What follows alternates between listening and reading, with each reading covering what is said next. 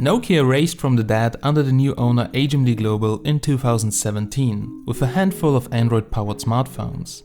I had a look at most of them, but for me only the mid-range Nokia 6 was really worth the money. So in today's episode of The Truth About, we will have a closer look at the rise and fall of Nokia and their new innovative flagship, the Nokia 9.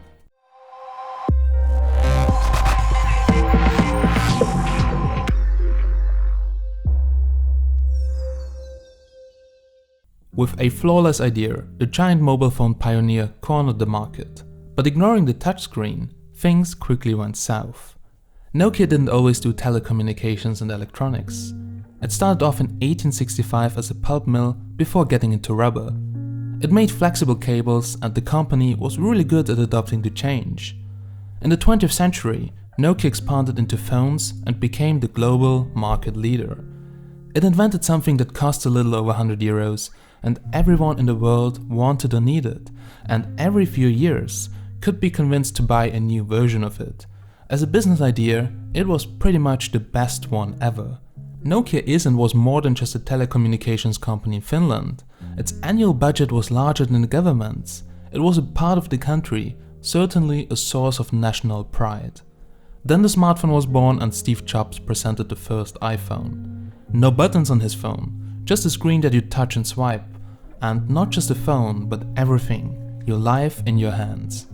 Nokia had dismissed touchscreens as a gimmick that uses too much battery. After years they tried to catch up, but they didn't ever manage it. Their market share shrinked and Nokia's mobile phone business was bought by Microsoft in 2014. At its peak, Nokia was valued at $300 billion. But in 2016, when HMD Global started, they have bought licenses from Microsoft to use the Nokia logo on the devices for 10 years. So basically, HMD Global is a Finnish startup that started its operations in 2016. It is led largely by ex-Nokia and ex-Microsoft employees, but also FIH Mobile, a division of Foxconn, who owns the feature phone manufacturing side of Nokia. FIH owns a small minority in HMD as well, and together the joint venture has poured serious capital into reviving the great brand of Nokia. So these are those enthusiasts who are trying hard to bring back people's faith on Nokia and deliver high quality devices. HMD Global's manufacturing partner FIH Mobile posted a financial report for the first half of 2018 with $6.5 billion in revenue for the period of the first half of 2018, which represents a growth of approximately 50%. Regarding Nokia phones, FIH stated that HMD Global is one of the group's 5 biggest customers. Nokia smartphones are manufactured in China and India, while feature phones are being made in India and Vietnam. But the business of manufacturing of Nokia phones is subject to pressure, because low margins are needed to reach a favorable volume of devices to drive economies of scale that allows cheaper manufacturing. The interesting thing is that because Nokia phones require better hardware and specifications than similar price competitors, it results in cost of goods of sold smartphones being above selling prices, which FIH claimed. In other words, shipments of Nokia phones are still too small to have a competitive mass production process, where FIH can get parts at discounted price because of the quantity ordered. Also, when I was at MWC this year, Nokia stated that any handset maker would have to ship at least 50 million smartphones or else you're not making any money. HMD Global has sold 70 million phones in total since the release, but that figure also accounts for the feature phones the company has sold. Most researchers expect the company to have sold close to 25 million smartphones in that period, which is still not economies of scale. I'm quite interested on how the Nokia 9 will boost that number. The recent leaks are pointing to a true high-end flagship and some serious perks. We might be looking at a truly pricey handset. Early leaks give us a render of the Nokia 9 and there is no fingerprint scanner in the design as it is going to be placed under the display, something that we have seen a lot in 2018. I'm not the biggest fan of it, but yeah, it's the new trend.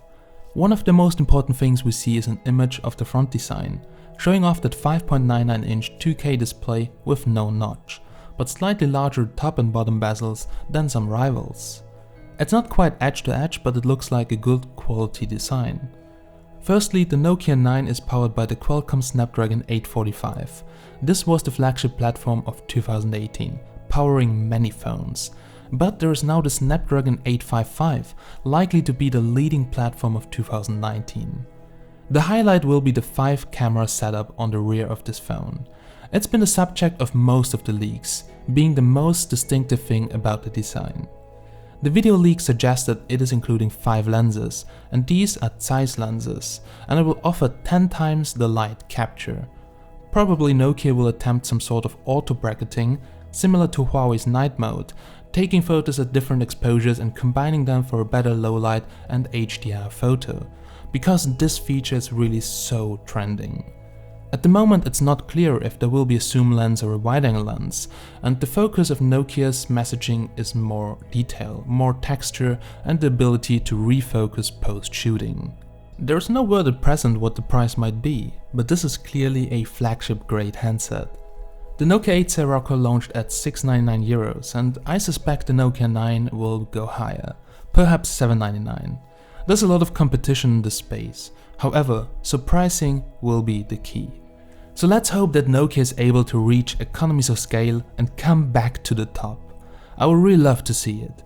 So I hope you guys liked this episode of The Truth About, and please let me know in the comments what you think about the Nokia 9. If you liked this video, please also smash the like button and subscribe. As always guys, I'm Steven from Tech Magnet and I will catch you in the next one. Have a nice day.